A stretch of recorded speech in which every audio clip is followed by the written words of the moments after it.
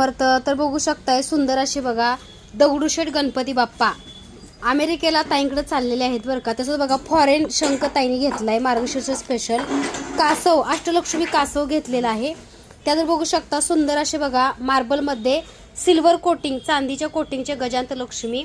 तसं बघा कुबेर भगवान मार्बल कोटिंगमध्ये 24 कॅरेट गोल्डचं पॉलिश आहे ह्याच्यावरती फिनिशिंग. अशी ऑर्डर आहे कारण तुम्हाला सर्वांनाच माहिती आहे की 7 समुद्रापार आपल्याकडलं पूजा साहित्य जातं.